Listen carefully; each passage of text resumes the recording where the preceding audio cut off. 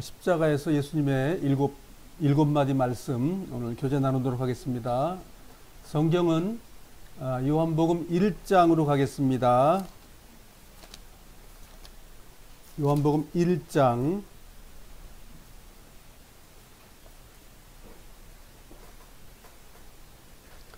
예수님이 어린 양 제물로서 오신 그것에 대해서 어떻게 기록되어 있는지 보도록 하겠습니다. 요한복음 1장 29절입니다.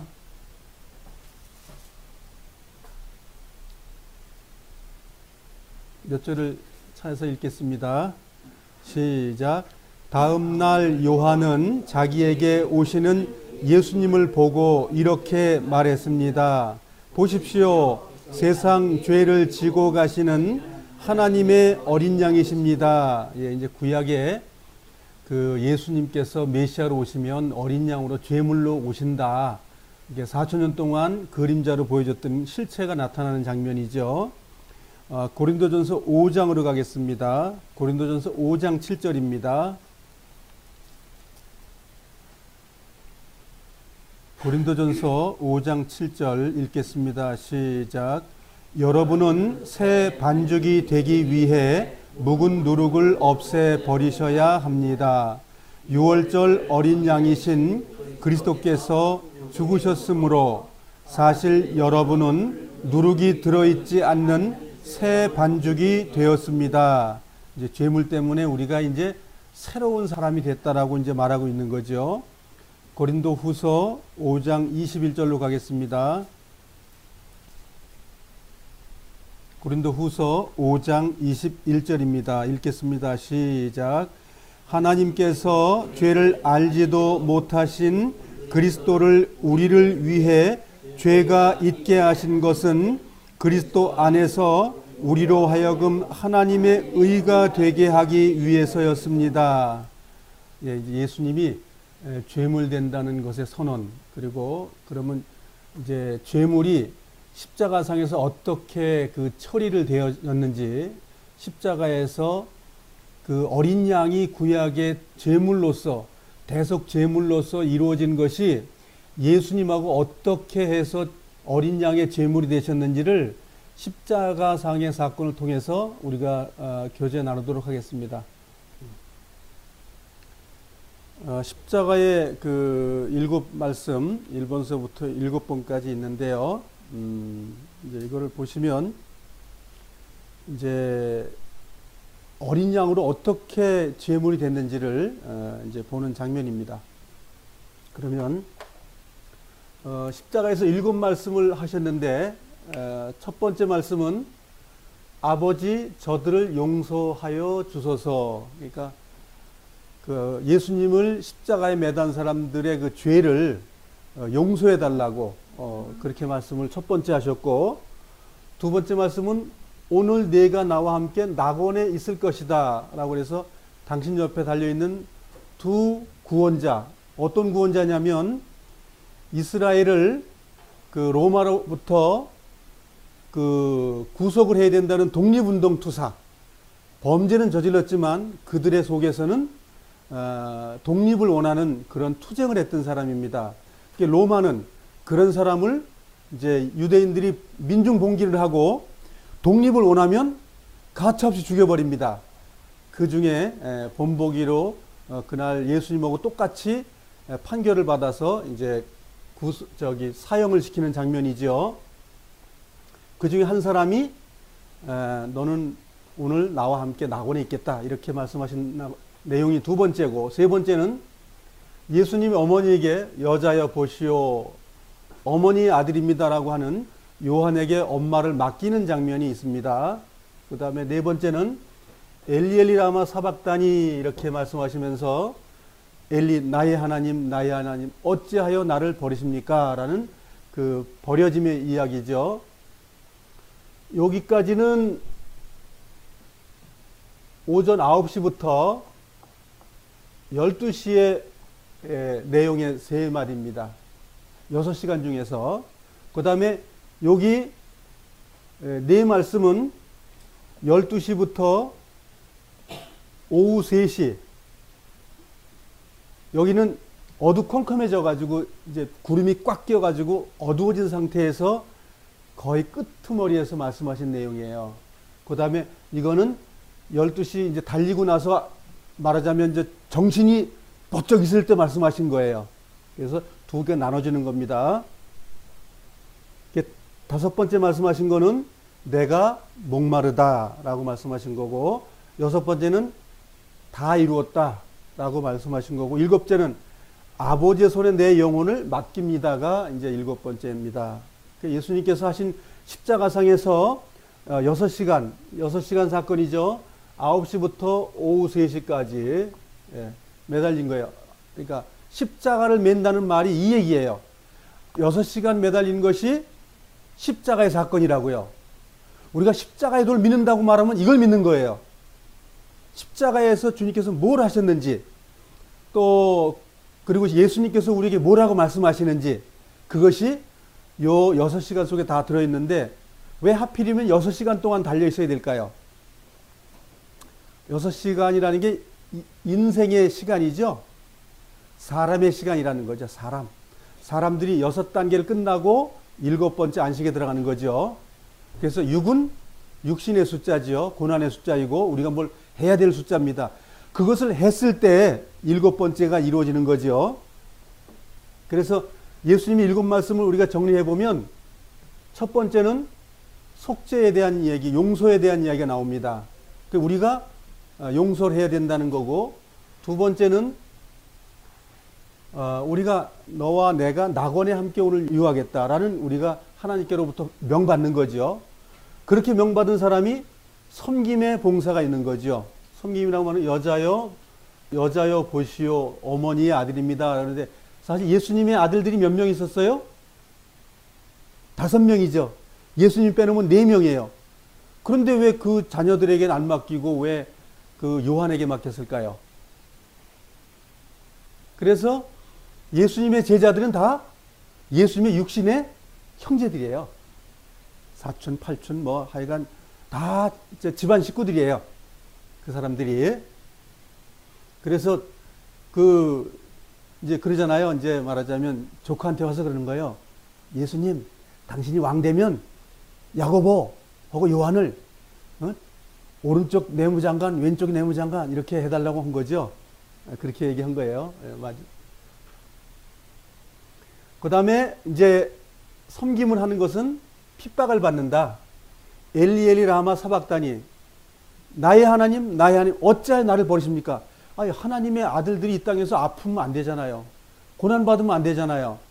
핍박받으면 안 되잖아요. 이 땅에 우리는 핍박받는 자로 던져져 있는 생활에 있다 이거예요. 우리의 육체의 때가 그 핍박을 받을 수밖에 없는 그 생활 속에 우리가 들어있다는 거예요. 그 다음에 갈망. 내가 목마르다. 우리는 어떤 목마름이 필요하죠? 주님을 갈망하는 목마름이 있어야 돼요. 죄에 안 짓고 싶고 정말 주님을 영광스럽게 하고 찬양하고 싶은데 나를 보니까 뭐가 있어요? 죄 짓는 능력밖에 다른 게 잘 안 보여. 그래서 우리는 주님께서 위를 쳐다봐라. 그 위를 보랬어요. 위를. 밑에 더러운 거 보지 말고. 그래, 위를 봤을 때 뭐예요? 주님의 거룩함, 주님이 나를 용서하심과 나를 날마다 나를 기다리고 정말 그 연민에 빠져서 아유 내 아들 또 실수하고 있구나. 그걸 바라보고 있는 그분이 계시다 이거예요. 우리는 갈망 있는 그리스도인들이에요. 그 다음에 우리는 다 이루었다. 승리죠. 다 이루었다. 이거 언제 이루어지죠? 호흡이 끝날 때 이루어집니다. 예수님도 언제 다 이루어졌죠? 호흡이 끝날 때 해결됐어요. 그 다음에 그 결과가 승리하는 자들이 갈 곳은 곧 영생이로다. 영생이요. 즉 아버지의 손에 내 영혼을 맡깁니다. 이게 이제 마지막이잖아요. 우리 신앙생활도 이게 마지막입니다. 예수님이 십자가에서 6시간 동안 했던 내용의 말씀이 무엇이냐면 우리가 가야 할 길을 제시한 거예요. 당신이 가시고 우리한테 가라고 명령하시는 내용이에요. 예수님도 안 가시고 우리 보러 가라는 게 아니라 주님이 다 가시고 나서 우리더러 쫓아오너라. 그리고 내가 돌봐주시겠다고 말씀하시는 거예요. 그것이 복음입니다. 그것이 주님의 인도하심입니다. 무엇에서 인도 받아요? 성령으로? 성령 어디 있어요? 좀 보여주세요. 좀 성령을. 그 성령을 좀 보여주세요. 어떻게 가라고 하는 말이 어디 있어요? 네, 성경에 있죠. 말씀에 있죠. 그래서 이 말씀이 곧 하나님이신 거예요. 이 말씀이 곧 성령이신 거예요. 그래서 성경을 보지 않은 사람이 어떻게 된다고요? 신앙생활을 못하는 거예요. 성경을 보면 주님이 나를 인도하고 계셔요. 그래, 그 성령의 인도함이에요, 그것이. 무슨 귀신이 여기 와가지고 뭐 장그나 이리 와라 저리 가라 그거 해라. 그렇게 하지 않습니다. 우리가 이 성경을 보게 되면 주님이 나에게 말씀하셔요. 아, 내가 더러운 인간이라고 또 설명도 해요. 정말 보잘것없다고 말해요. 눈만 뜨면 범죄한다고 가르쳐줘요. 그러니까 나는 할 수 없고 그리스도에게는 내가 나아가는 믿음이 내 생활 속에 날마다 생기는 거죠. 자, 그러면 성경에서 이렇게 말하고 있는데, 자, 이렇게 이제 그 예수님 오실 때의 달력입니다, 이것이. 자, 예수님께서 일요일 날 어떻게 오셨죠? 마지막 주간 돌아가시기 전 일요일 날 입성하셨죠? 예루살렘 성전에 도착하셨어요. 자, 입성해가지고 호산나라는 찬양을 했죠. 지금 용서해 주세요. 내 마음에 와주세요. 호산나라고 하면서 그 나귀를 타시고 예루살렘 입성한 것이 일요일 날입니다. 일요일 날 입성하신 거예요. 그리고 이때부터 출애굽기에 양을 며칠 날 어린 양을 잡으라 그랬죠? 며칠 날 정리하라 했어요? 10일 날 준비하라 했죠? 그 다음에 14일 날 저녁에 잡으라 그랬죠? 그럼 요 3일 동안에 뭐 하는 거죠? 죄물의 상태를 보는 거죠. 죄물이 이게 온전한지 온전하지 않은지. 예수님도 입성하시고 나서 그 안식일 전날 식사하시고 잡히셨어요. 잡히시고 나서 그 사람들에게 이 세상의 그 법관에게 와가지고 뭘 받으셨어요? 죄가 있다. 그런데 유대인들이 죄 있다고 말하고, 그 다음에 빌라도는 뭐라고 그랬어요? 죄 없다. 난 그걸 다 알아봤는데 죄 없다. 그렇죠? 자, 그 예수님도 양의 그 상태를 확인하는 것처럼 3일 동안에 검증하시는 기간이에요. 예수님이 정말 제물이 되시는 건가? 정말 죄가 없는가? 확인하는 거예요. 사람들로 하여금으로부터 알고. 그래서 사람들이 봤는데 죄가 없으셔. 그렇죠? 예. 14일이 안식일이에요. 6월절이에요. 6월절. 그 다음에 토요일 날, 안식일 날, 부활이죠. 그래서 일요일 날 아침 일찍 이제 만나러 가는 거죠. 그래서 3일 동안 십자가에 달리시는 거죠. 13일 날 저녁에 장사 지내고, 6월절은 큰 안식일이에요. 큰 안식일 날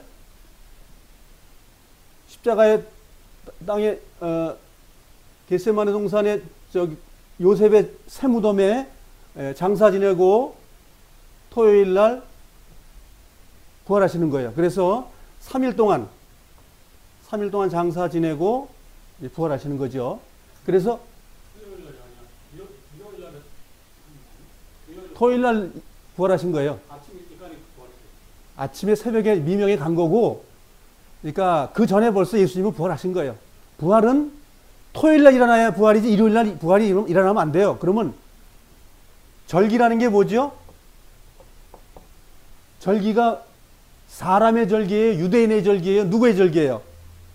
하나님의 절기죠. 그러니까 하나님의 절기에 맞게끔 주님께서 돌아가시는 거거든요. 내가 내 때가 됐다 이제 막 죽이려고 그럴 때 나 때 안 돼서 도망가 버리잖아요. 근데 스스로 날짜 맞춰서 가신 거예요. 이제 입성하시고. 그래서 토요일 날 부활하시는 거예요. 그것이 성경적이에요. 그리고 토요일 안식일 날 그 다음 날 이제 그 첫 이상을 드리는 이제 날이 온 거죠. 그걸 이제 첫 번째 날 일요일이라고 말하는 거예요. 우리나라로 따지면. 그러니까 그레고리 역으로 따지면 그렇고, 원래 성경은 그레고리 역으로 대입해서 성경 하나도 안 맞습니다. 유대 달력으로만 여기 연결해야 돼요. 유대 달력의 시간으로만. 그래서 하루의 시작이 유대인들이 언제죠? 저녁 해가 질 때. 해가 질 때 시작이에요. 네? 그 다음날 해가 지려고 할 때 그날이 끝나는 거예요. 그래서 그 날의 시작과 날의 끝나는 거를 성경적으로 유대인에게 가르치면 하나님이 가르쳐 준 거예요. 토요일 날 주님께서 부활하셔요. 그런데 만나는 것은 안식일이기 때문에 못 움직여요. 큰 안식일이 있고 일주일에 한 번 돌아오는 안식일이 있고, 그리고 못 움직이기 때문에 이제 안식일 끝나고 나서 이제 첫 번째 이제 날에 갔는데 벌써 다 자리 다 비어 있고 준비 다 끝난 거죠. 왜냐하면 토요일 날 부활하시는 것이 성경적으로 맞아요. 왜냐하면 토요일 날 부활해야 토요일 자체가 안식의 결론이기 때문에 그래요. 자, 그런 건 이제 중요하지 않아요. 며칠 날 부활했는 거 뭐 하나도 안 중요해요. 부활하셨다는. 그렇지만 주님께서 만일 3일 후에 이제 부활하시겠다고 말했으면 3일 후에 부활하시는 게 맞아요. 왜냐하면 하나님의 말이 틀리면 성금요일은 누가 만든 거죠? 캐토릭에서 만든 거예요. 그날 만들어야 일요일 날 부활이 맞기 때문에 그들은 일요일 날을 토요일로 생각해서 바꿔버린 사람들이니까. 근데 성경적으로는 토요일 날 부활하신 거예요. 그들이 그래서 성금요일이라고 말하는 게 성목요일이라고 말해야 되는 거죠. 목요일. 목, 금, 토. 3일이거든요. 목, 금, 토. 3일 동안 장사를 했다가 부활하니까 돌아가신 게 언제죠? 수요일 날 오후 3시에 돌아가신 거예요. 장례는 6시에서 7시에 장례. 아시겠죠? 기본적인 건. 이 룰은 안 바뀌어요. 그러니까 우리가 캐토릭에서 이 성자를 붙여가지고 이날 돌아갔다고 얘기하니까, 이날 돌아가고 이날 부활하면 이틀밖에, 아무리 계산해도 이틀밖에 안 돼요. 2일밖에 안 되거든요. 그러니까 성경은 주님께서 내가 3일 후에 살아날 거야 그러면 예수님 말이 누구예요? 하나님이신데 그분이 그 날짜를 헷갈리실까요? 근데 캐토릭에서는 이 날을 바꿔야 일요일이라는 날이 우상 섬기는 날이잖아요. 네? 태양신 섬기는 날이잖아요. 그러니까 하나님도 태양 섬기로 바꿔버린 거예요. 하나님을. 그렇기 때문에 성금요일 날을 자꾸만 만들어 오니까 많은 사람이 세뇌가 돼가지고 성금요일 하다 보니까 예수님이 돌아간 날짜가 절기하고 안 맞아버려요. 우리가 절기 지난번에 배웠잖아요. 절기를 통해서 주님이 사셨거든. 절기를 통해서 주님이 이루신 거. 그래 된 거예요. 그래서 우리가 성경을 조금 이제 말하자면 옳게 보는 시각이 점점 늘어나야 됩니다. 그러니까 지금 캐토릭에서 뭐 가운 입고 온 거 좀 가운도 뒤집어 입습니다. 지금 또. 그 목사들이, 그 엉터리 같은 목사들이 말이에요. 성경에 뭐 예배당이 어디 있어요? 그 예배당의 성정이라고 그냥 돈 끌어모아가 자기들이 귀신 만들고 그게 뭐예요? 캐토릭하고 뭐가 달라요? 똑같이 귀신 섬기는 거예요. 돈 끌어모아가 사람들 혼내켜놓고, 엉뚱한데 혼 다 빼놓고 그거잖아요, 지금. 똑같아요. 천주교에서 그 귀신 섬기는 거나 지금 예배당에 귀신 섬기는 거 달라요? 다 똑같습니다. 그거는 사람이 주인된 것이에요. 하나님이 주인된 것만이 온전한 교회입니다. 그 교회 외에는 교회가 없어요. 그래서 우리는 교회를 찾아야 돼요. 정말 교회가 되어야 됩니다. 내가 온전한 몸의 교회가 안 되면 다 가짜입니다. 그 사람은 틀림없이 그 나라에 못 들어갑니다. 자, 그리고 예수님께서 3일 동안 온전한 제물이라고 확인이 됐어요. 죄 없다. 그리고 유대인들이 죽여달라는 거예요. 자, 십자가에 달렸는데 옷을 입었어요? 안 입었어요? 팬티도 안 입으셨다니까요. 홀딱 다 벗겨놓은 거예요. 근데 예수님께서 나이가 30.3세라고 그래요? 33세? 이거는 캐톨릭에서 만든 이론이에요. 예수님은 33세가 아니에요. 예수님 탄생을 역사가들은 예수님 오시기, 그러니까 AD라고 하는, AD의 그 기원을 말하는 거에 4년에서 4년에서 6년 사이에 태어나셨다는 거예요. 그러면 요것만 따져도 한 7살 되는 거예요. 그렇죠? 그 다음 예수님께 언제 돌아가셨냐면 33년이라고 해가고 두 가지가 있어요. 30년에 돌아가셨다, 33년에 돌아가셨다. 근데 33년이 대세거든요. 그러면 33년하고 7을 더하면 몇 살이에요? 40세요. 그리고 성경적으로 40세가 돼서 그 일을 하시는 게 성경적으로 맞아요. 성경이 구원사에게 다 40년으로 돼 있어요. 구약 성경에 다 왕들도 왕이 치는데 40년이에요. 그렇죠? 그러니까 40년이라고 하는 것이 성경적인 흐름에 맞아요. 근데 예수님도 이 AD 요걸 0세로 시작을 하게끔 하는 건데 이건 비성경적이라는 얘기예요. 왜냐하면 로마가 자기의 달력을 가지고 있거든요. 그 로마가 달려가지고 있을 때 예수님께서 4년 전이나 6년 전에 태어나셨다는 거예요. 역사적으로, 물리적으로 얘기하는 거예요, 이게. 근데 예수 돌아가신 건 33년이래. 그러면 40살이 되잖아요. 그럼 40살이 성경적으로 맞다는 거예요. 성경적으로. 자, 그래서 예수님께서 빨개 벗겨졌지요? 옷을 다 벗겨졌어요? 옷을 다 벗는 게 사람이 옷 입은 게 뭐지요? 가죽이지요. 가리는 거잖아요. 짐승을 따지면 뭐지요? 가죽을 뺏기는 거예요. 예수님 홀딱 뺏기는 거예요. 자, 그러면 그 다음에 뭘 하죠? 각을 떠요. 예수님 각을 어떻게 떴죠? 꼭 이렇게 잘라가지고 8개를 이게 발 자르고 이게 잘랐다는 것에만 그 의미가 있는 게 아니라 주님을 가시관을 쓰고 머리죠? 머리 자르는 거잖아요. 목 자르잖아요.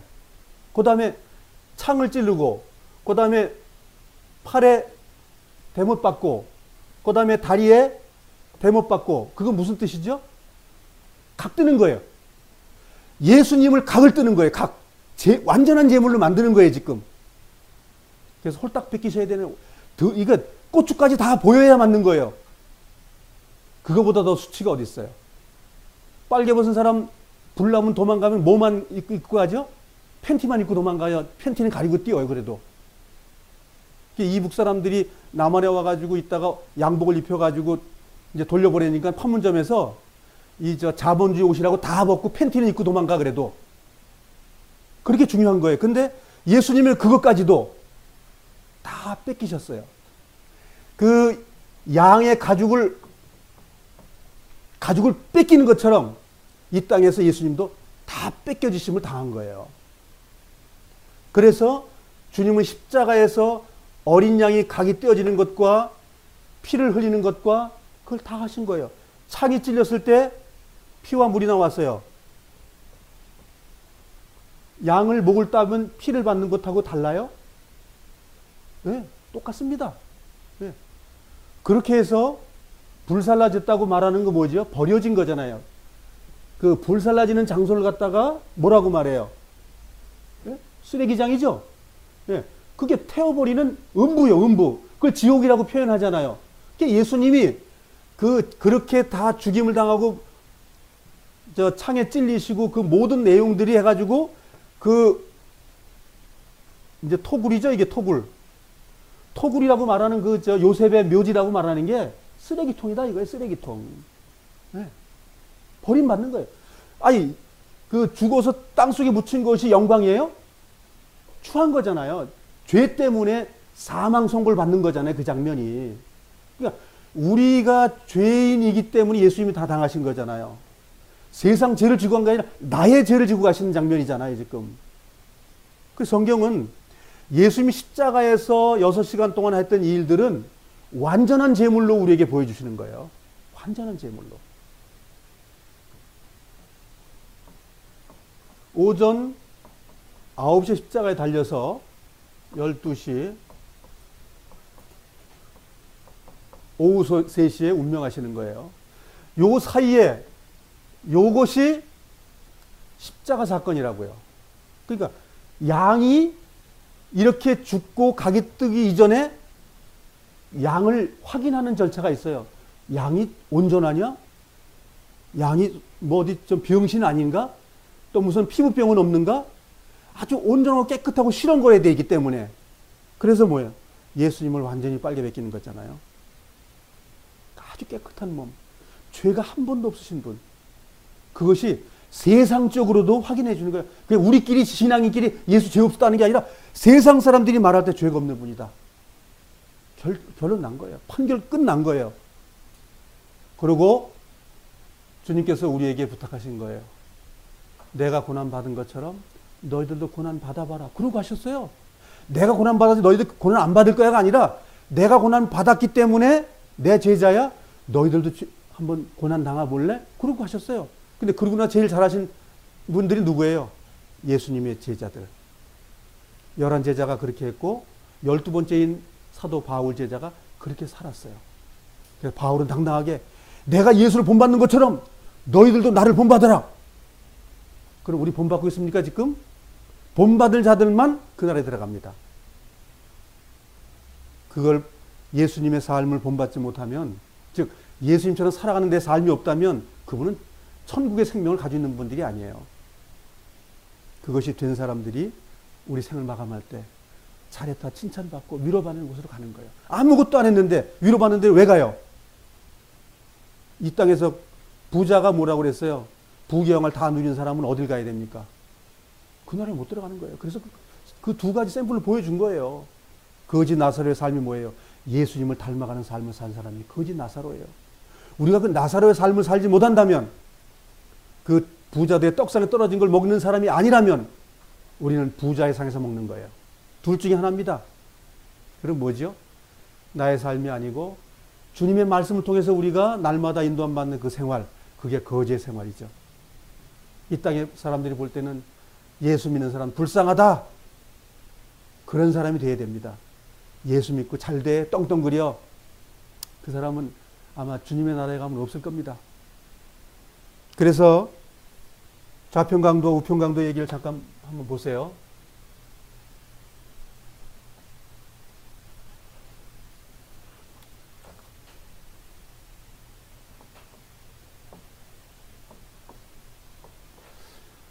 성경에 뭐 틀림없이 오른쪽은 다 이제 성경에서는 축복받고 온전한 것이고 왼쪽은 저주받는 곳에 있으니까는 이게 만일 그 오른쪽에 있는 강도라면 오른쪽 강도가 축복받았겠죠. 그 성경 그런 건 없지만, 그러면 두 강도가 있었을 때 한 강도는 주님을 공격해서 똑같이 맨 처음에 공격을 하다가 시간이 지나고 나서 한 강도는 주님을 믿고 주님의 삶에 동참하게 됐죠. 똑같이 이 사람들을 매달렸어요. 똑같은 시간 속에 6시간 동안 있었고, 이 사람들도 꼭 6시간만 매다는 게 아니에요. 며칠 동안 매달아 놓는 거예요. 그러니까 아주 끝도 없이 죽이는 거예요. 어떤 거, 감히 로마를 향해서 이것들이 민중봉기를 해? 아주 찢어버려 죽여야지, 이런 거예요. 그냥 그래가지고 홀딱 벗겨놓고 나서, 못 박아놓고 나서 사람들에게 지나가면 침뱉음 당하는 거예요. 근데 유대인들이 지나가면서 누굴 침 뱉었어요? 여기만 침을 뱉어요. 그럼 여기하고 여긴 침에 안 뱉을까요? 이 살인 강도들인데. 아닙니다. 자기들의 독립투사이기 때문에 이들은 축하합니다. 이들을 위로해 줍니다. 그런데 정작 이 사람들은 예수님을 만났을 때 한쪽 강도는 자기의 영광을 위해서 하는 거예요. 아이, 네가 하나님의 아들이면 로마에서 좀 건져 좀 봐라. 너도 살고 나도 살아보자. 그것도 이 땅의 영광을 바라는 사람이 있고, 하늘의 영광을 위해서 사는 사람이 있고. 그러니까 둘 중에 하나는 아까 이 삶 속에 한쪽 강도는 이렇게 사는 거예요. 이렇게 사는 거예요. 그들이 자기를 잘 살기 위해서 독립운동을 한 게 아니에요. 성경에 나와 있는 것대로 이 나라가 뭐예요? 외세 침략을 받지 않고 영광받는 나라가 돼야 돼요. 왜? 메시아가 오시면 된다고 했으니까. 메시아를 바라고 독립투쟁을 한 거예요, 이 사람들은. 그렇지만 한쪽 강도는 이 삶을 살면서 주님 만났을 때 영생의 선물을 거머쥔 거죠. 한쪽 사람은 자기의 영광을 바란 거죠. 그렇기 때문에 우리 그리스도인은 두 가지예요. 주님을 영접하고 살아가는 삶이 자기의 영광이냐, 하나님의 영광 때문에 우리가 영생의 선물을 받느냐, 둘 중에 하나예요. 그래서 이 두 강도는 십자가에 달리는 두 강도, 즉 십자가를 경험하는 그리스도인들의 예표입니다.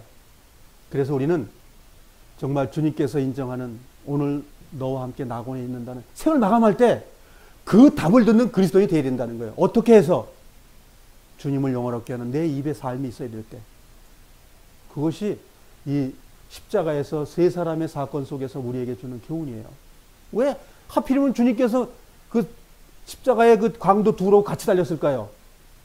주님의 뜻이 있는 거예요. 하나님이 이 죽으러 오셨기 때문에 이 재물을 선명하게 보여주는 그림이라고요, 우리에게. 이 그림을 보고도 이해 못한다면 주님도 믿지 못하는 거예요. 이 그림은 주님을 믿는 자들의 대표의 두 사람으로 우리를 대표하고 있는 거예요. 버려지는 자와 주님께 영광 받는 들어가는 자, 둘 중에 하나라는 거죠.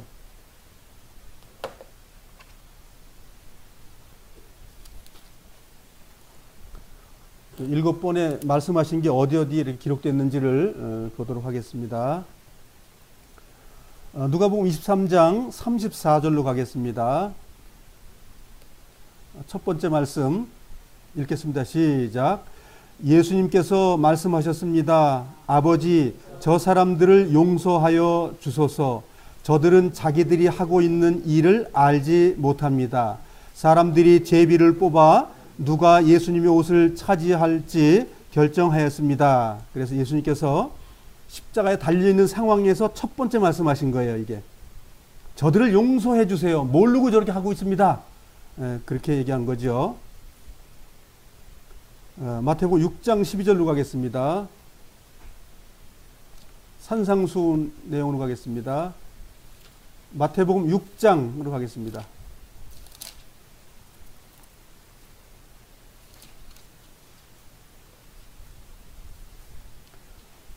마태복음 6장 12절 주기도분 산상수훈에 말씀하신 내용을 보면 12절 읽겠습니다. 시작. 우리에게 잘못한 사람을 우리가 용서해 준 것처럼 우리의 죄를 용서하여 주소서. 예, 여기는 우리가 용서받았다면 다른 사람을 용서해 줘야 된다. 그 말입니다. 근데 다른 사람들 용서를 안 해주면 나도 주님께 용서 안 해준다. 그 말입니다. 그러니까 주님이 이게 법칙이며 약속이거든요. 이게 명령이라고요. 그러니까 주님께서 십자가에서 이 명령을 이루신 거예요. 그래서 예수님께서 이제 일언을 하시고 이제 두 번째 말씀을 이제 하시면 누가복음 23장으로 가겠습니다. 두 번째 말씀 23장 43절입니다. 자, 두 번째 말씀 43절 읽어보겠습니다. 시작. 예수님께서 그에게 말씀하셨습니다. 내가 진정으로 네게 말한다. 오늘 내가 나와 함께 낙원에 있을 것이다. 우리가 다 아는 지금 설명드린 그 두 강도라고 말했지만은 이 사람들은 그 독립투사입니다. 독립투사. 이스라엘의 독립을 위해서 로마의 그 군인들을 죽이고 그 군중들을 그 말하자면 이제 그 데모하는 거죠. 데모. 군중 이제 반란을 일으키는 사람들이죠. 반란의 주동자죠. 쉽게 말하면. 그래서 그 한 사람은 이제 회개하는 내용이 나오죠. 41절 읽어보겠습니다. 시작. 우리는 우리가 저지른 일 때문에 마땅한 벌을 받는 것이지만 이분은 아무런 잘못을 행한 적이 없으시다. 그래서 이 사람이 참 자기를 회개하고 42절 그리고 예수님께 말했습니다. 예수님, 주께서 주님의 나라에 들어가실 때 저를 기억해 주십시오. 자, 그러면 이 강도가 예수님이 메시아라는 걸 믿지 않았으면 이 말을 할 수 있을까요? 없을까요? 너나 나나 똑같은 범죄한 놈에서 죽어가면서 무슨 죽은 강도에게 부탁을 해요? 총 가는 거를? 이 강도는 달려 계신 분이 어린 양으로 오신 분이라는 걸 믿어진 거예요. 이 강도가 구약을 얼마나 많이 알았다는 얘기인가요? 구약 성경을 꿰고 있는 거죠. 메시아가 어떤 분이라는 걸 알고 있는 거죠. 고난의 메시아를 통해서 내가 구원받는 걸 알고 있는 거예요. 자기는 로마로부터 벗어나는 구원을 요구했는데, 이분은 영적 메시아로서 오신 것을 깨달은 거예요. 그러니까 이 십자가에 달린 이 강도는 그냥 일반적인 강도가 아닙니다. 의협심이 강한 신앙이 투철한 강도입니다. 자기가 한번 이 땅을 주님의 나라로 만들어 보겠다고 했던 사람이에요. 그런데 내가 아니고 참으로 그리스도가 나라가 이 메시아가 왔다는 것을 알게 된 거예요. 그것이 이 강도가 진리를 만나는 경험을 기록한 내용입니다.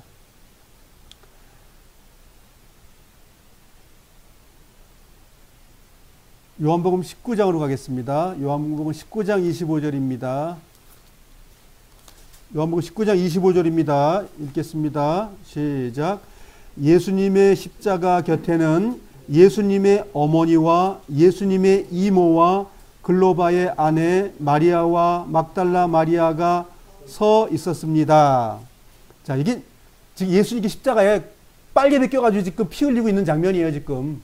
근데 거기에 이제 그 여인들, 예수님의 섬겼던 여인들이 지금 밑에 와서 있는 거예요.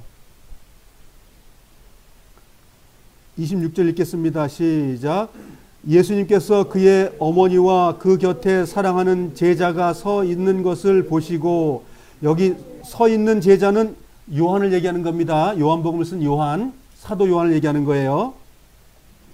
여자여 보시오, 어머니의 아들입니다. 이제 그 마리아, 예수님의 어머니를 요한이 좀 봉사할 수 있도록 이제 드리는 거예요. 이제 말하자면 명령하는 거예요. 그래서 그 요한은 이제 사촌 이제 이모를 이제 모시는 거죠. 예, 이모를 모시는 거예요. 그때부터. 예, 나중에 그 마리아가 에베소에 가서 돌아가셨어요. 에베소에서 그 요한이 계속 끝까지 모신 거예요. 에베소에서 마리아가 돌아가시고, 그리고 거기서 이제 요한도 이제 돌아가시고.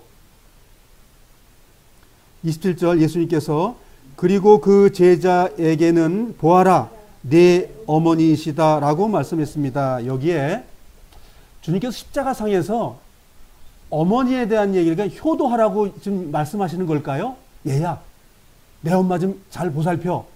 그러면 아니 요한의 엄마는 안 계셨어요? 자기도 엄마 있어요. 그 자기 엄마 말고 다른 엄마를 모시라, 그런 뜻이잖아요. 주님께서 그렇게 가벼운 육신적인 말씀하셨을까요? 아닙니다. 주님은 교회를 얘기하시는 거예요.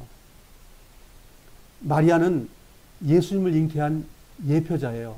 즉 창세기 돌아가면 여자의 후손에서 그 마귀의 후손을 때려 부수는 일, 즉 교회가 부수는 거예요.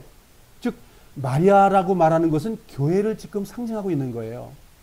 여자인 교회를 말하는 거예요. 어머니의 개념이 아니고 교회를 지금 말하고 있는 거예요.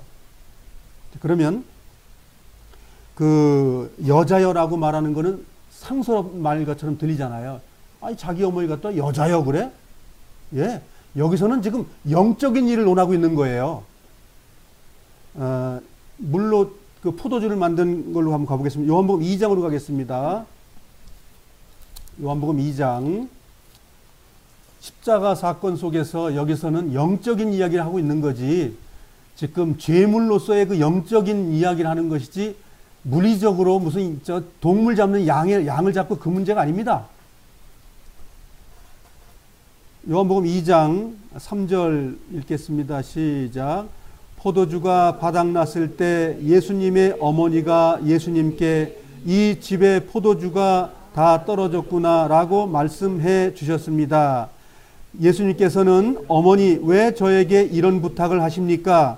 저의 때가 아직 오지 않았습니다. 여기 어머니라고 얘기했지만 이건 여자여라는 말입니다. 어머니라는 말이 아니에요. 이게 번역이 그래서 중요한 거예요. 여기서는 어머니 왜 저에게 이런 부탁을 합니까? 라가 아니라 여자여 왜 저에게 이런 부탁을 하십니까? 가 맞는 번역이에요. 자, 그러면 지금 포도주 만드는 문제를 가지고 예수님 뭘 얘기하신 거예요, 지금? 예수님이 십자가에 못 박혀 돌아가시는 고난받는 걸 지금 말씀하시는 내용이에요. 그러면 십자가에서 그 돌아가시는 걸 만들어주는 걸 갖다가 예수님이 말씀하시는 거예요. 포도주를 만드는 문제는 내가 앞으로 가야 할 일이다. 그 말입니다, 지금.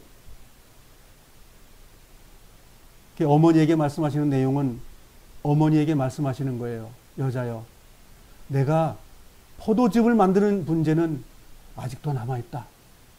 그래서 어머니를 그 육신의 어머니의 얘기로 하시는 게 아니고 교회로서 태동해야 될 그 어머니, 즉 교회에 대해서 주님께서 말씀하시는 거예요. 내 때가 아직 안 됐다. 네가 아직 피 흘려야 될 때가 아직 안 됐다.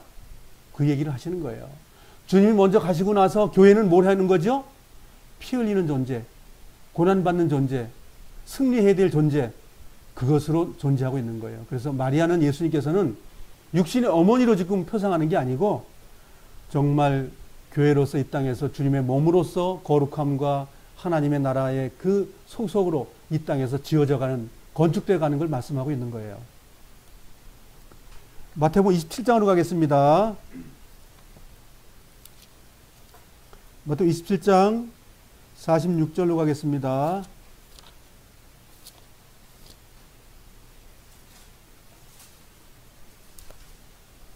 예수님의 네 번째 말씀입니다.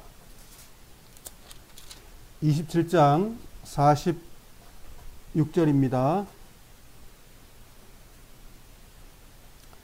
45절부터 읽겠습니다. 시작. 낮 12시부터 오후 3시까지 온 땅이 어둠에 덮였습니다. 오후 3시쯤에 예수님께서 엘리 엘리 라마 사박다니 하고 큰 소리로 외치셨습니다. 이 말은 나의 하나님 나의 하나님 어찌하여 나를 버리셨습니까? 라는 말로 이제 하신 거죠. 아람어로 말씀하신 거예요. 자, 아람어로 말씀하시면서 이것을 번역하면 이제 나의 하나님 어찌하여 나를 버리셨습니까? 라는 말을 이제 하는 장면인데 버림받는 거라고 보는 거죠. 이 땅에서 이 교회는 정말 버림받아요. 주변의 압력과 많은 그 핍박을 통해서 어려움을 당하는 거죠. 그래서 이 핍박 속에서 교회는 순종함으로, 즉 내가 교회잖아요. 주님의 거룩한 몸, 주님이 내 안에서 역사하는 몸, 이 거룩함이 이 땅에서 정말 버림받은 것처럼 우리는 살아갑니다. 요한복음 19장으로 가겠습니다. 다섯 번째 말씀, 요한복음 19장 28절입니다.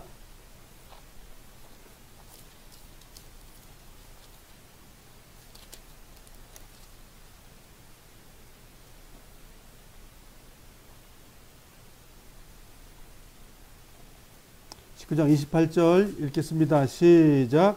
이후에 예수님께서는 이미 모든 것을 맞습니다. 다시 읽겠습니다. 시작. 이후에 예수님께서는 이미 모든 것이 이루어진 줄 아시고 성경이 성취되도록 하기 위하여 내가 목마르다라고 말씀하셨습니다. 예, 이게 이제 구약에 우리가 절기를 배웠는데 여호와의 절기를 지금 말씀하시는 거예요. 내가 말한 그것대로 내가 목마르다라고 이제 표현한다 그 얘기죠. 예수님께서 목마르다라고 말하는 건 물을 먹어야 된다는 뜻이죠. 그럼 우리가 목이 마르니까 물을 먹는다라고 주님은 그런 말씀이 아니라는 거죠. 요한복음 4장으로 가겠습니다. 요한복음 4장 7절입니다.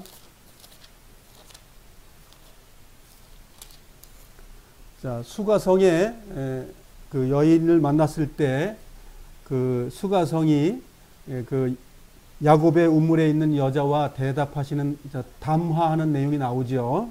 거기에 보시면 이 내용이 이렇게 나옵니다. 7절 읽어보겠습니다. 사마리아 여자 한 사람이 물을 기르러 나왔습니다. 예수님께서는 그 여자에게 내게 마실 물 좀 주시오라고 말씀하셨습니다. 10절로 가겠습니다. 예수님께서는 그 여자에게 이렇게 대답했습니다. 당신이 하나님께서 주시는 선물이 무엇인지 또 내게 마실 물을 달라라고 말하고 있는 사람이 누구인지 알았더라면 오히려 당신이 그 사람에게 구하였을 것이고 그러면 그가 당신에게 생명의 물을 주었을 것이요. 예수님께서 말씀하셨죠. 13절입니다. 예수님께서는 이 물을 마시는 사람은 다시 목마를 것이요. 그러니까 그 야곱의 우물에서 먹는 물은 목을 말 것이다. 인간이 만든 그 갈구함은 끝도 없이 갈구함이다. 안식이 없다. 그 말이죠. 14절. 그러나 내가 주는 물을 마시는 사람은 누가 되었건 간에 영원히 목마르지 않을 것이요. 내가 주는 물은 그 사람 안에서 계속 솟아나 영원한 생명을 가져다 주는 우물이 될 것이요. 라고 대답했습니다. 그래서 예수님이 주는 생명의 생수를 먹어야만이 영원히 목마르지 않다라고 말을 하셨어요. 십자가상에서 우리 생수 먹는 물을 얘기하시지 않았다는 걸 아시겠죠? 인간이 가야 할 그 갈급함. 정말 인간은 안 되는데 하나님이 그 길을 가주신다는 거죠, 지금. 요한복음 19장 3절 다시 가겠습니다.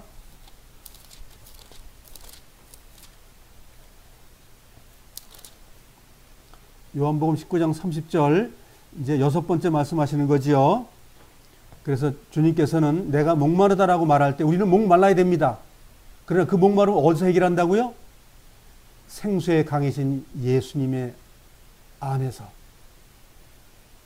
그 안에서 우리가 영생을 누리는 거죠. 그 배에서 생수의 강이 흘러나온다고 그러죠. 그걸 말씀하시는 거예요. 자, 6번째 말씀 30절입니다. 시작. 예수님께서는 신포도주를 맛보신 다음 다 이루었다라고 말씀하셨습니다.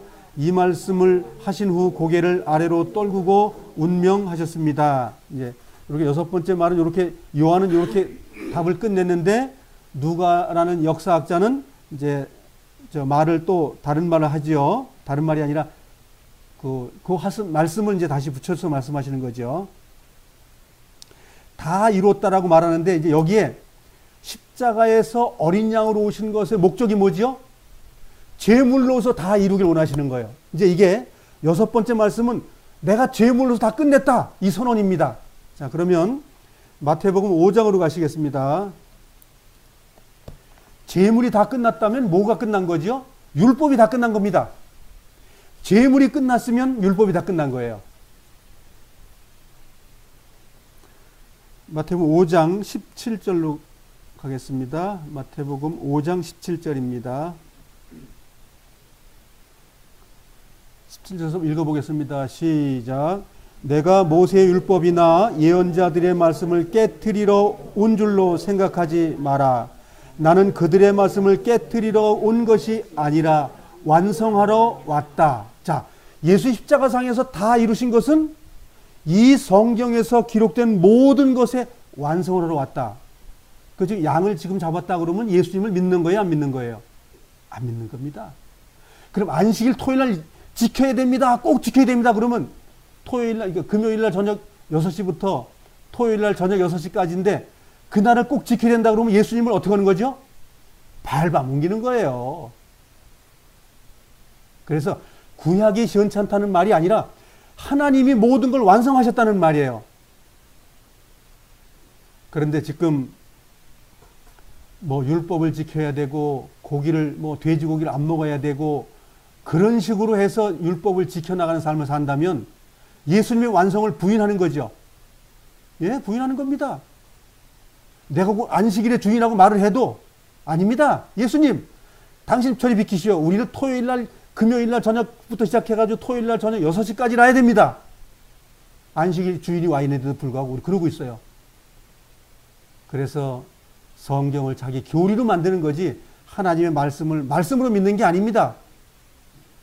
그건 교리이고 이건 생명이고 버전이 다른 거예요. 예수님 안에서 모신다고 그러면 예수님 안 믿는 거라니까요. 내 안에 와서 쉬라고 그러면 뭘 알아야 쉬지. 남들은 어마어마한 많은 말을 만들어 놨는데 이거 해야 된다 저거 해야 된다 먹으면 안 된다 그거 먹어라 저거 먹어라.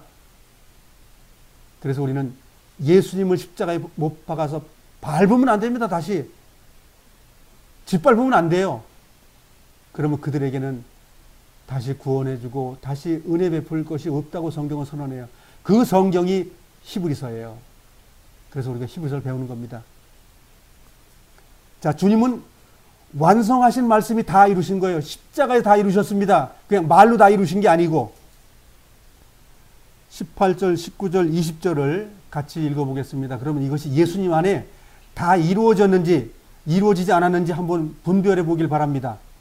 시작. 나는 너희에게 진정으로 말한다. 하늘과 땅이 없어지기 전에는 율법의 아무리 작은 부분이라도 사라지지 않고 반드시 다 이루어질 것이다. 그러므로 누구든지 이 계명 가운데에 가장 작은 것 하나라도 어기거나 다른 사람에게 그렇게 하라고 가르치는 사람은 하늘나라에서 가장 작게 될 것이다. 그러나 누구든지 계명을 지키고 가르치면 하늘나라에서 크게 될 것이다. 내가 말한다. 너희의 의가 율법학자들이나 바리새파 사람들보다 훨씬 낫지 않으면 하늘나라에 들어가지 못할 것이다. 예, 여기까지면 우리는 못 들어가죠? 못 들어갑니다. 유대인들의 이 종교 지도자들은 육신적으로는 아주 거룩하고 아름답습니다. 그러나 주님은 그분들보다 낫지 못하면 못 들어간다고 합니다. 예, 우리는 주님의 다 이루어진 그 속에서 유대 율법주의자들보다 더 나은 의를 우리 가지고 있기 때문에 들어가는 거예요. 우리가 뭘 행해서가 아닙니다. 우리는 거룩하기 때문에 거룩한 삶을 사는 거지 거룩해가지고 들어가는 곳이 아니라는 거예요. 그곳은. 유대 종교 지도자들은 자기들이 거룩하게 살아서 들어간 줄 알아요. 그 예수님 짓밟는 겁니다. 우리는 주님이 다 해준 그 은혜 가운데 그걸 짊어지고 그 속에서 거룩한 삶을 살아요. 그건 다른 겁니다. 율법주의하고 은혜주의는 다른 거예요. 우리는 죄를 질 수 있지만 예수님이 감사해서 우리는 가는 그 길입니다. 버전이 달라요. 지키지도 못하는 걸 지키려고 애쓰다가 죽는 것보다는 어차피 안 되는 걸 깨닫고 주님께 돌아와서 날마다 나의 더러움을 나타내고 주님께 의탁하고 함으로써 거룩한 삶이 되어져 가는 것. 그 삶이 우리 앞에 남아있는 거예요. 누가복음 24장 46절로 가겠습니다. 마지막 7원입니다. 주님께서 율법도 완성하시고 모든 의도 완성하시고 거룩함도 완성하시고 다 완성하셨어요. 다. 얼마나 감사해요. 다 해놓으셨는데 그래서 오직 예수밖에 없는 거예요. 그래서 오직 예수밖에 없는 거예요. 내가 뭘 해서가 아니라 그분 안에 다 있다는 겁니다. 정말 얼마나 놀라운 일이에요. 우리대로 해서 간다면 그 천국은 우리는 못 갑니다. 누가복음 23장 44절. 자, 같이 읽겠습니다. 시작. 정오 때쯤에 어두움이 온 땅을 덮어서 오후 3시까지 지속되었습니다. 햇빛이 사라지고 성전의 휘장이 두 쪽으로 찢어졌습니다. 예수님께서 큰 소리로 부르짖었습니다. 아버지의 손에 내 영혼을 맡깁니다. 이 말씀을 하신 후 예수님께서 돌아가셨습니다. 예. 예수님께서 돌아가시고 나서 성전 휘장이 찢어졌다. 성전 휘장이 무슨 대표지요? 율법의 대표입니다. 율법의 대표. 누가 찢어버린 거예요? 예수님께서 십자가에 돌아가시면서 다 이루었기 때문에 필요 없으니까 뭐예요? 유언장을 써놨는데 유언장이 쓸데없어. 그걸 찢어버리니까 빡빡 찢어. 너 이거 지켜야 천국 가.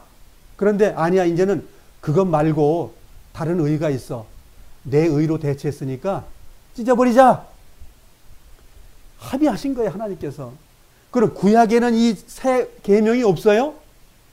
구약에도 새 계명이 있습니다. 사람들이 새 계명은 신약에만 있다고 생각해요. 구약을 읽어보시라고요. 왜 새 계명이 없는가? 마음판에 새긴 게 다 있습니다. 우리에게도 똑같이 마찬가지예요. 내 의로 가려고 하는 건 옛 계명이고 주님의 의 안에서 살아가는 것은 새 계명입니다. 그래서 열심을 내라는 거예요. 뭘 이제는 끝을 내서 하라는 게 아니라 다 됐기 때문에 열심히 내라는 거예요. 다 됐기 때문에. 이제는 아들 됐기 때문에 아들답게 살라는 겁니다. 그래서 내 아버지 손에 내 영혼을 맡깁니다. 우리는 주님이 하신 일 때문에 됩니다. 그래서 거룩함이라는 것이 무엇이냐면, 신령하다는 게 무엇이냐면 주님이 하신 일 안에 내가 인정하고 그 안에 들어가는 거예요. 그 안에서 쉬는 거예요. 그 안에 안식하는 거예요. 무엇 때문에 안식이 돼요? 주님이 율법을 폐하시고 율법을 완성하시고 죄를 이기시고 죽음을 이기시고 모든 걸 다 끝내신 거예요. 그리고 그 끝내신 걸 나에게 주고 내 마음속에 갖다 주시는 거예요. 그래도 부족하십니까? 그래도 우리가 쉼이 없어요? 그래도 우리가 안식이 없어요? 그래도 내가 뭘 해야 돼요? 예수님을 나의 구주로 믿는다면 다 된 겁니다. 죽음을 이기신 그분이 우리가 생을 마감할 때 바로 너와 내가 낙원에 함께 유한다, 이렇게 말씀하십니다. 이 말씀을 우리 마음속에 기뻐야 됩니다. 이건 승리이고 영생입니다. 이것을 하나님께서 나에게 주고 계셔요. 이 말씀을 우리는 받아야 됩니다. 이게 성령 받는 겁니다. 예, 이건 받으세요. 거저 주시는 거예요. 그리고 감사함으로 날마다 주님을 찬양하는 거예요. 예, 그러다 가는 겁니다. 무슨 일요일을 지켜야 되고 땅속에 들어가 있다가 무슨 뭐 주님 빵빠레 불면 오라고 하고 또 무슨 토요일 안식일 지켜야 되고 닭다리를 부숴가지고 그것을 안식 6월절을 지켜야 되고, 주님이 6월절 어린 양 되셨습니다. 끝났습니다. 그것을 다시 한다 그러면 주님을 다시 짓밟고 주님을 다시 찢는 겁니다. 그러면 주님을 다시 찢는 사람은 영원한 형벌로 보낸다고 성경은 말하고 있습니다.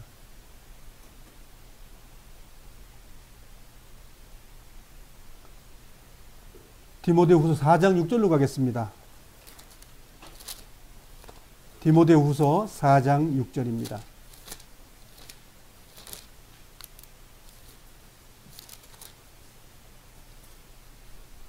사도 바울은 예수님을 영적으로 만나고, 우리도 지금 예수님을 말씀으로 만납니다. 영적으로 만나는 거 똑같아요.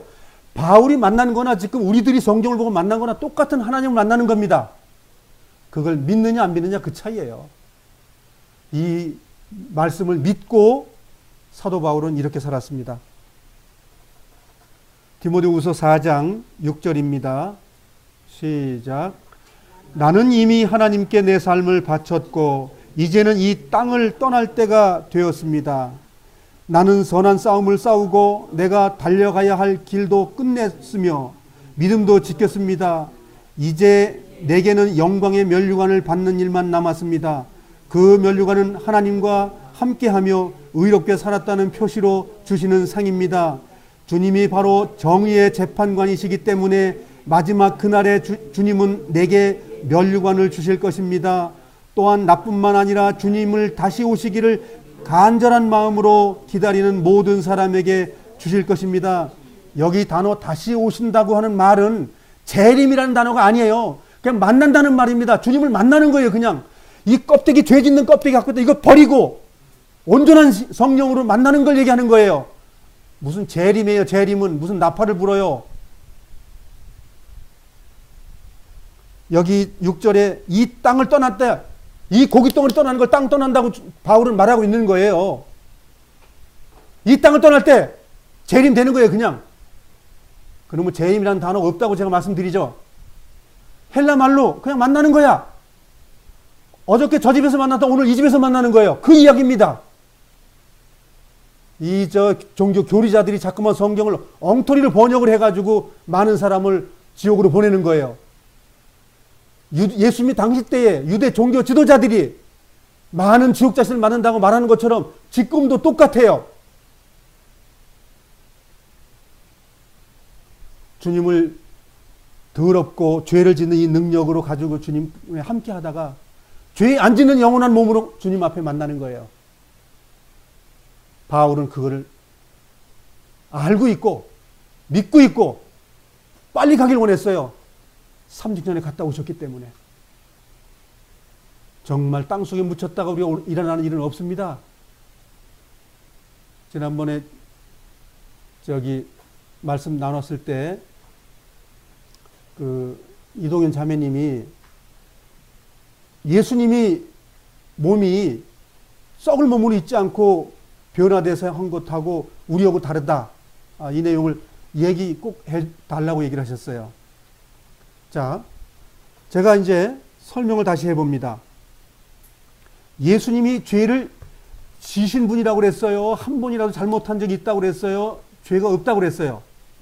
없다고 그랬죠? 그 죄가 없는 사람이 지옥 가요? 천국 가요? 천국 가죠? 그러면 그 죽음이 있어요? 없어요? 당연히 없어요. 죄가 없으면 사망이 없습니다. 그래서 예수님의 육체는 죄물 때문에 죽음을 경험하시는 거지 썩어야 될 뿐이 아니라는 거아요. 죄물이라는 것을 경험해 주시는 거예요. 죄물이다. 그걸 선포해 주신 거라고요. 선포. 그러니까 주님은 죽고 나서 그 육체가 썩었다 그러면 뭐예요? 죄인이에요. 죄물이 안 됩니다. 어린 양이 안 되는 거예요. 하나님의 어린 양 두 푼어치도 없어요. 예수나 나나 똑같이 죄인이에요. 예수님 죄가 하나도 없기 때문에 그분이 썩지 않는 거예요. 신령한 몸이 되는 거예요. 그게 육신의 일이 끝나고 나면 신령한 거예요. 자동적으로. 근데 우리 남동생이 어머니는 죽어서 유골에 썩은 몸이 있잖아. 그 얘기를 질문한 거예요. 그럼 당연하죠. 우리 어머니가 죄도 졌는데요. 우리 어머니 큰 죄도 진 걸 내가 알아요. 네? 그렇지만 큰 죄가 누구 때문에 없어졌어요? 예수 그리스도 안에 다 끝난 거예요. 그래서 주님의 날에 들어간 거란 말이죠. 그러면 우리 어머니의 몸이 우리 남동생은 신령한 몸으로 바뀌었으면 그것이 없어야 된다고 생각했던 거예요. 그러니까 왜 그러냐고 질문한 거예요. 당연하지. 예수의 몸은 죄가 하나도 없는 분이고 우리 어머님은 죄가 있었던 분이에요. 그러니까 죄의 삭시 뭐죠? 육신의 사망이에요. 그 사망은 당연한 거예요. 당연한 거라고. 우리는 그렇게 해서 육신의 몸이 끝나고 신령한 몸으로 주님께 주시는 거예요. 예수님은 아예 썩을 몸이 없는 거예요. 그냥 변화되는 거예요. 그냥. 죄가 없어졌기 때문에. 우리는 죄가 있는 사람이 살다가 주님의 사람으로 가는 것이고. 그래서 그걸 갖다가 전등 번개로 얘기하고 별이 떨어지고 우릉쾅쾅 지진 번개 이런 표현을 하는 겁니다. 주님은 그럴 필요가 없어요. 그냥 변화된 거예요. 그냥. 그래서 우리가 주님 만나게 될 생을 마감하게 되면 이것은 어마어마한 사건인 거예요. 주님은 한 생명이 천하보다 귀하다는 일이 벌어지는 거예요. 그렇게 안 사는 사람은 주님이 눈물을 흘리시는 거예요. 왜 어떻게 내가 고난받은 거, 내가 내 사랑을 너 왜 안 받아주냐? 안 받아주는 것 때문에 사망으로 가는 거예요. 우리는 정말 하나님께서 모든 걸 다 조금도 부족하지 않게 다 해놓으셨어요. 조금도 부족한 게 없어요. 완전한 재물이시며 완전한 율법을 완성자이시며 죽음을 완전히 승리하신 그분이 나의 구원자셔요. 나의 아버지셔요. 부족한 게 또 있나요? 부족한 거 없습니다. 우리는 그분을 찬양할 당연한 명분을 가진 분들이에요. 우리의 부족함 정말 주님을 사랑하신다면 다 버려야 돼요. 죄의 모습 다 버려야 됩니다. 그거 가지고 있다가는 그날에 못 들어가요. 우리 버려야 됩니다. 다 버려야 돼요. 오직 그리스도 한 분, 바울이 내가 그 능력 있는 그 모든 지식 똥으로 버리고 그리스도만 남기를 원한다고 말을 했습니다. 그것이 우리의 신앙의 목표여야 됩니다. 그거 외에는 없기 때문에. 그래야 그 나라에 들어갑니다. 그래서 우리가 히브리서를 배우는 목적은 뭐냐면 우리의 모든 것을 버리고 그리스도 한 분만 내 마음에 남아야 된다는 거예요. 그게 바울이 히브리서를 쓴 목적이라는 거예요. 거기 틀리면 버려진다고 말합니다. 버려지지 않는 사람도 있다고 말합니다. 이미 들어간 자도 있다고 말하고 못 들어갈 자도 있다고 선언합니다. 그래서 히브리서는 뭐냐면 우리 주님 안에 있는 사람들을 물어보는 거예요. 시험 답안지를 4번을 질문하는 거예요. 너 갈 수 있어? 너 진짜 갈 수 있어? 너 정말 갈 수 있는 거야? 너 죽으면 정말 갈 거야? 이렇게 물어보는 성경이 히브리서입니다. 우리가 생을 마감하기 전에 그 질문지의 4가지를 답을 할 수 있는 그리스도인 되어야 됩니다. 그것이 안 되면 그 나라에 못 들어갑니다.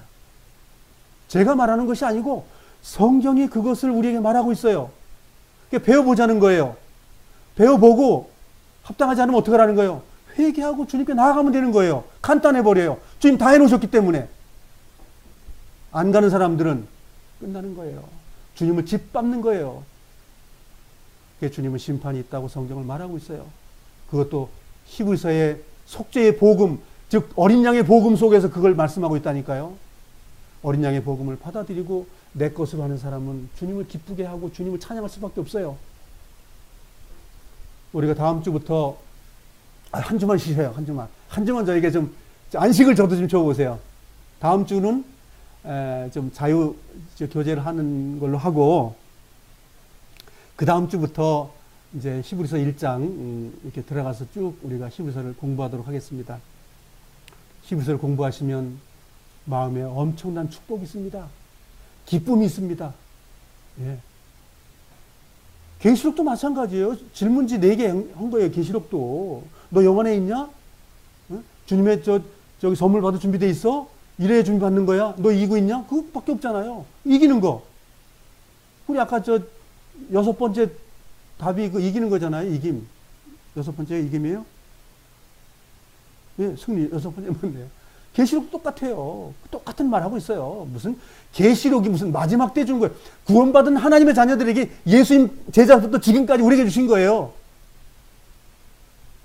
어렵다고 하는 놈들은 다 사기꾼들이에요. 그거는. 하나님 말씀이 왜 어려워요? 주님께 구하면 다 되는데. 어려운 말씀이 아닙니다. 다 우리에게 주신 말씀이에요. 자, 하여간 오늘 주님의 제물 되신 것을 오늘 봤습니다. 그래서 완전한 제물이에요. 완전한 제물. 뭐 죄질 때마다 끌고 가는 그런 어린 양의 그 새끼가 아니라고요. 하나님의 어린 양입니다. 하나님의 어린 양. 그럼 어린 양의 능력이 어떤 거라고요? 하나님만큼 능력이 있는 거예요. 자, 이제 불안에 떨지 마시길 바랍니다. 그분이 다 해결해 놓으셨어요. 그 율법을 찢어버리고 그 털을 끝내버리고 나서 성전도 박살을 내버렸어요. 돌도 다 부숴버리고. 그런데 그걸 또 짓는다고 그래요? 그 하나님을 짓밟는 거예요. 짓밟는 거예요. 자, 우리는 말씀 안에서 안식하길 바랍니다. 제가 기도하겠습니다.